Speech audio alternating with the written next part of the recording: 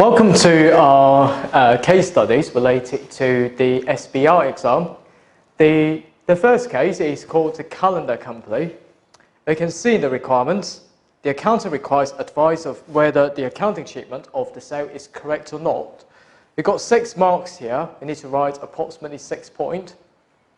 So it says calendar has a reporting date of 31st December 2020 X7. It prepares the account in accordance with the IAS. Okay. It develops biotech products for pharmaceutical companies, and effectively it means it's like treating it as the inventory, isn't it? Because it's for sale purposes in the calendar's account. These pharmaceutical companies then manufacture and sell the product. Okay. Calendar receives stage payment during the product development and a share of royalties when final product is sold to consumers. And if this is the case, of course, according to the IAS number 15, we should account for the monies that we receive as the revenue on a stage-by-stage basis. A new accountant has recently joined the calendar's finance department, has raised a number of queries. Number 1, during 20X6, calendar acquired a development project through a business combination, recognize it as the intangible asset. Yes, you can say in your answer that the intangible asset value, because it's acquired through business combination, it should be measured at fair value. The commercial director decided that the return made from the completion of the specific project would be suboptimal. As such, the project was sold. And effectively, we acquire the intangible asset and we sell it. We sell it, and there would be a gain from the sale of the intangible asset that we should recognize. We should never recognize it as the revenue because it's not our ordinary course of operation to sell those intangibles. The gain arising on the recognition was presented as revenue, but this is incorrect, of course. They said on the grounds that development of new products is one of the calendar's ordinary activities. No, it's not the ordinary activity. The ordinary activity is to develop it for other clients, but here the project acquired through a business combination recognize the intangible asset. When we de-recognize it, we cannot really present the gain as the revenue because it's not our normal course of operation. Calendar has made 2 similar sales, but none since 2000X0. It says in the past that we've got 2 similar sales before, but it seems that the sale is correct because the ordinary course of operation is to develop the biotech products for other clients and present it into revenue. That will be fine. According to the IAS number 8, accounting policies change the accounting estimates. There will be no problem whatsoever related to the past 2 sales to be corrected because no errors have been made related to 2 similar sales, or it's highly unlikely that 2 similar sales of development projects in the past have constituted errors. So that's why for this particular transaction that we acquired the project through business combination, the gain should be recognized as the other income in our IAS number 8. So the question called calendar, whether the treatment is correct, well, the source of ideas being, if it's in the normal course of operation, we should treat them as inventories.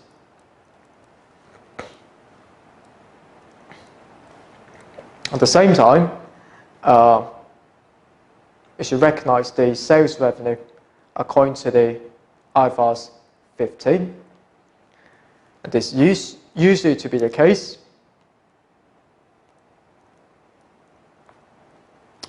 even for the past 2 sales. And that's why, according to IAS number 8, the accounting errors, it seems no errors have been made in the past sales.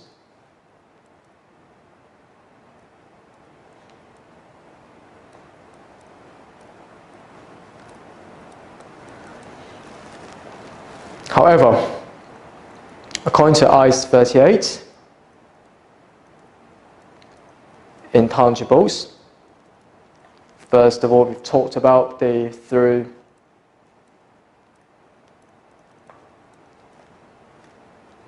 business combinations, we should recognize the intangible asset value at fair value. And when it's derecognized,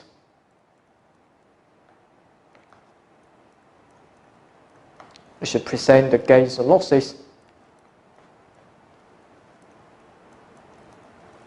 as other income.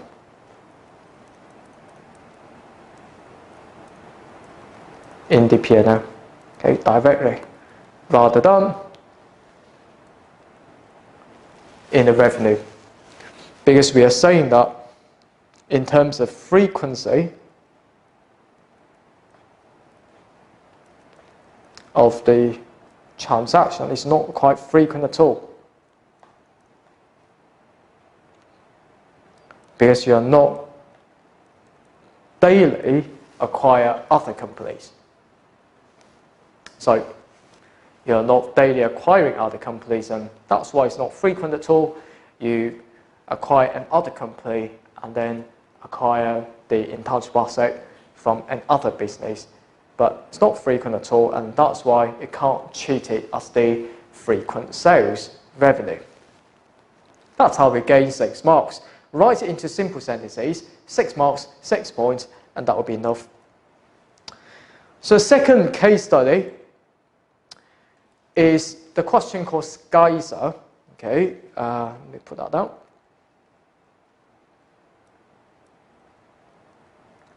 The SBR company. You've seen the requirements first of all. Discuss the implications for 2 years, X7, X8. If this is the intangible asset criteria are met or not met. Okay, so for 2 years, intangible asset criteria are met or not met, the implications on the financial statement. Number 3, because I missed the number 1 requirement, because I think the number 1 requirement is not suitable for current exams anymore. So number 3, discuss whether the proceeds from the sale of the development project should be treated as revenue. Of course, the answer is no, if it is not if it is not in the ordinary course of operations of a business. Similar requirements as we've seen before. But let's say SBR is a pharmaceutical company, develops new products with other pharmaceutical companies that have the appropriate production facilities. When SBR acquires a stake in the development project, it makes an initial payment to the other pharmaceutical company. It then makes a series of further stage payments until product development is complete, approved by the authorities, which means we are using the historical costs to value the intangibles.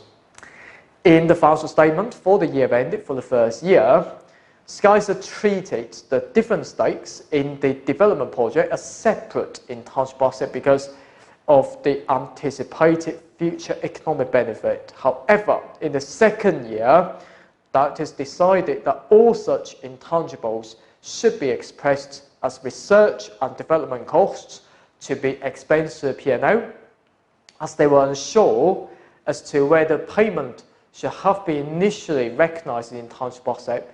This write-off was to be treated as a change in accounting estimates. No, it's just to be accounting error, so you have to correct it. You can't say that we capitalize it and then we expense the further subsequent expenditures. not correcting the first expenditure, and this is incorrect. Okay. So the requirements number 2. We are provided how many marks here? 5 marks. So we're going to write 5 points for that. Okay. In the first year, 2007. First of all, you can say according to the IAS number 38, intangibles or intangible assets, or per IFRS intangibles. To recognize this intangible asset, there will be 4 criteria need to be met. So first of all, you can control the benefit. Second is identifiable. And third, no physical substance. And fourth, non-monetary asset. So you can capitalize it as the intangible asset.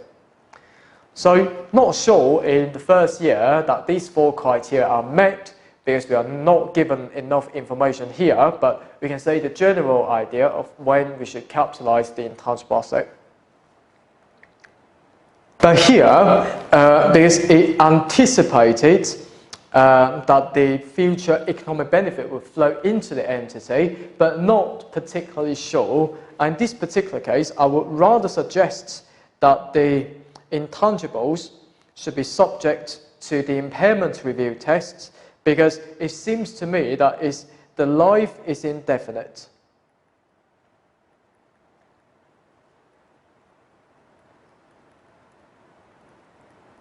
So perhaps the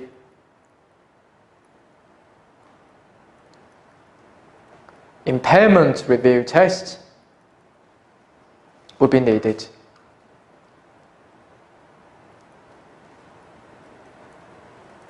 According to the IAS 36, impairment of asset, we can call it the per IFRS impairment of non-current asset.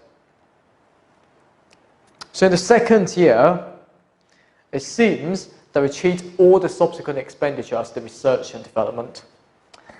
But first of all, the subsequent expenditure, we put that as the expense to the P&L, and this is reasonable and this is right. But for the 2007 expenditure, it simply be the accounting error that we need to correct them. So, for example, you can apply the prior period adjustment.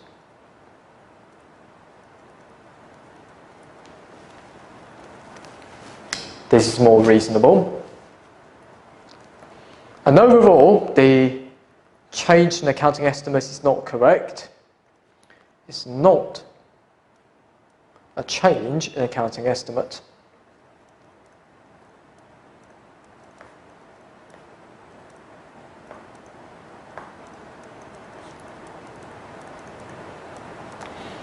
Because just to be an error. Okay, and furthermore, you can also say that because it's an error, you need to correct it. Using a prior period adjustment, what you can say is this: we should reduce 2007 intangible asset value. At the same time, we should increase the 2007 expenses. Effectively, this reduced 2008 retained earnings.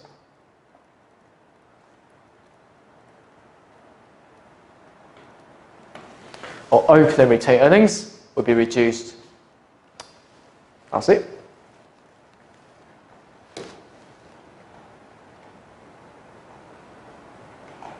Let's see the third requirement, 4 marks. It says, on 1st September 2006, SKYSA acquired development project as part of the business combination, recognizes the intangible asset at fair value.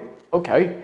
However, in the financial statements to 31st August 2007, SKYSA recognized the impairment loss for a full amount because of the uncertainties surrounding the completion of the project.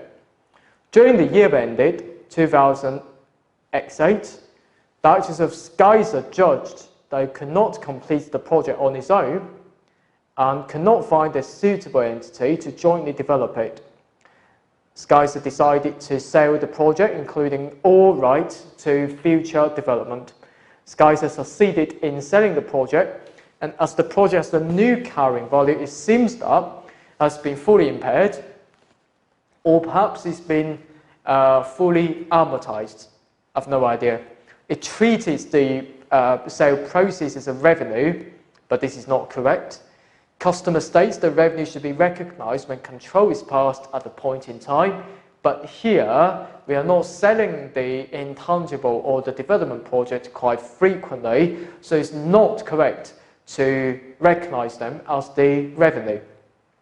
That is argued that the self-rise was part of a business model and the control is passed to the purchaser, but the frequency is not quite frequent and we can't really do that. So 4 marks, 4 points. So first of all, we will say that according to IAS number 38, intangible asset or intangibles,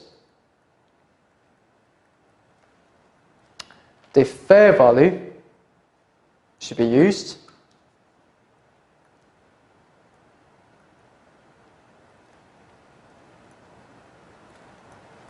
for the intangible asset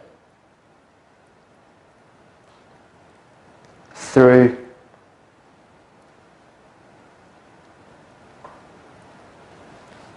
business combinations.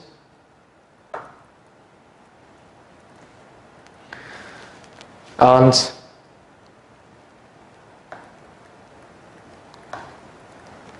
the amortization starts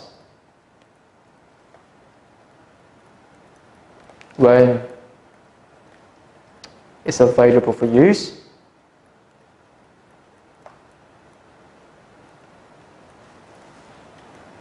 and stops when it's derecognized.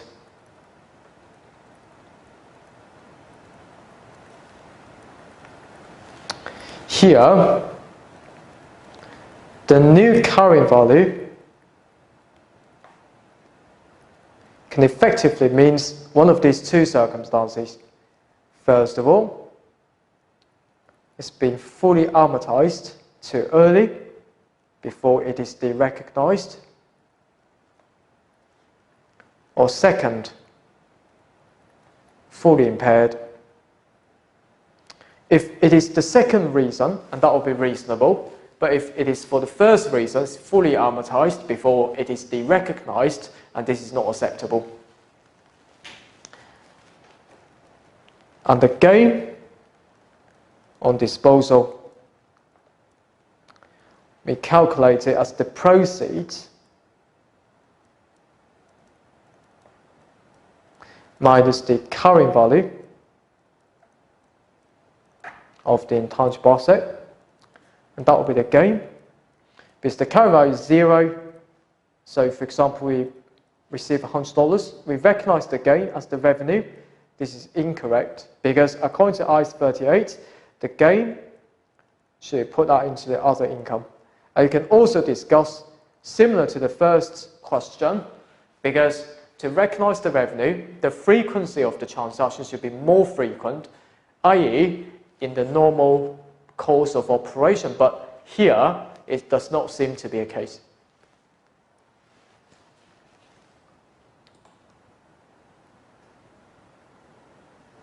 Let's see in the part boy. External disclosure of information on intangibles is useful only insofar as it is understood is relevant to investors. It appears that investors are increasingly interested in and understand disclosures related to intangibles. A concern is that due to the nature of disclosure requirements of IFRS, investors may feel that the information disclosed has limited usefulness. Yes, it's right, because IFRS adopts a very prudent approach that you can't really spend all the expenses, for example, on marketing, on brand, you can capitalize it as the intangible asset. No, IFRS says, no, you can't really do it. So, and that's why we got the integrated report. The integrated report was simply discloses all the information, so for example, the material information related to the spending on brand and how you turn the capital into the output, how it adds value to the business. And if that's the case, it is more useful to investors. Thereby making comparisons between companies difficult. By the IFRS, many companies spend a huge amount of capital in tangible investment, which is mainly developed within a company and thus may not be reported. Often it's not obvious that intangibles can be valued or even separately identified for accounting purposes. So that's why we've got the integrated reporting framework to solve this problem. So let's see the requirements. First of all, discuss the potential issues which investors may have with accounting for different types of intangible asset acquired in the business combination. So when we're accounting for different types of intangible assets, the thing that investors may be concerned about is whether to impair those intangible assets or to amortize those intangible assets. Second, the choice accounting policies for cost of evaluation model. And third, the capitalization of development expenditure. 7 marks, we're going to write 7 points for those 3 requirements. Not particularly difficult indeed. So part B number 1 is different types of intangibles. We can say that, for example, for goodwill, you can lay out the calculation for goodwill, and especially for negative goodwill, that you put that as the bargain purchase gain in the consolidated P&L. At the same time, it needs to be impaired review each and every reporting period.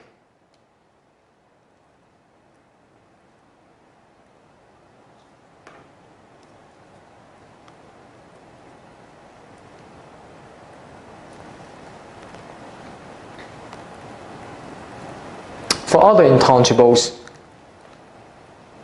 it's likely that amortization is needed, depending if their lives are finite. The second is the accounting policies.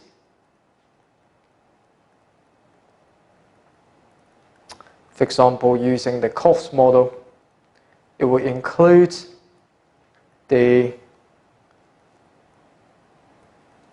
directly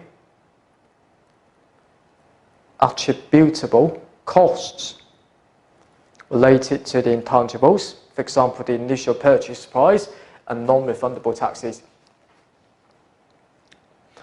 And for revaluation model, you can say that it's only suited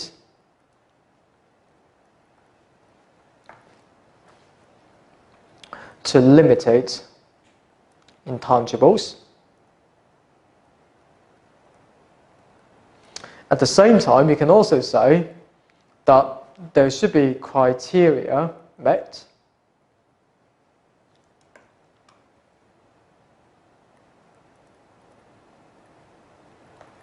the criteria includes there should be active market, very important concept. Okay. And there will be willing buyer and sellers in the market. The price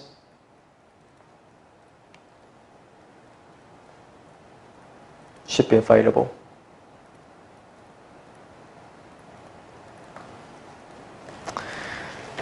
You can go on and say that if you use revaluation model, the revaluation gain, put that into the revaluation reserve and so on. Okay? But to the investor, you can also give examples, for example, taxi or fishing license only suited to limited intangibles, and that's more relevant to the investors. And number 3 is related to the development costs. You can say, first of all, the difference between research phase and development phase, and one is for search and one is for design and testing, are tailored to each of the client's requirements. And second, you can only capitalize them if the user team criteria are met. I'm going to lay out the user team criteria, and that's how you gain full marks in the exam. So final requirements is to discuss whether integrated reports can enhance the current reporting requirements. The answers must be yes, because it's testing you the understanding between integrated reports and IFRS. So first of all, under the IFRS, or the IAS 38, intangible asset, it's a very prudent approach.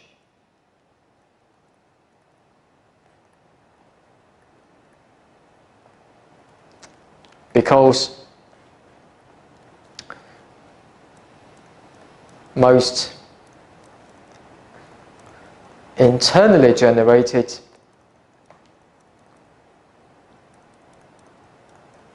intangibles cannot be capitalized at all. That's why we got the integrated report.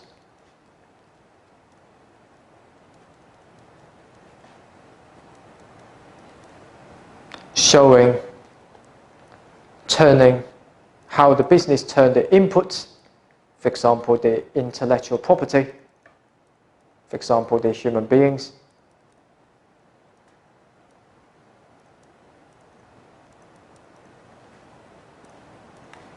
into output, showing how it adds value to the business. And that's why you can see that integrated report is just to be a supplement to the traditional accounting. It means it shows a full picture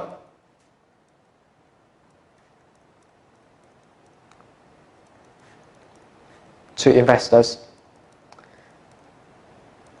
And that's why you can make a conclusion, yes, it will enhance the current reporting requirements for intangible asset, particularly to investors. So that's how we finish off the case studies related to intangibles. As you can see, the standard will be tested in combination with other standards, and make sure in the exam you use the similar approach to mix lots of accounting standards requirements all together when you are considering such cases in the future examinations. A.P.C. Accounting for your future.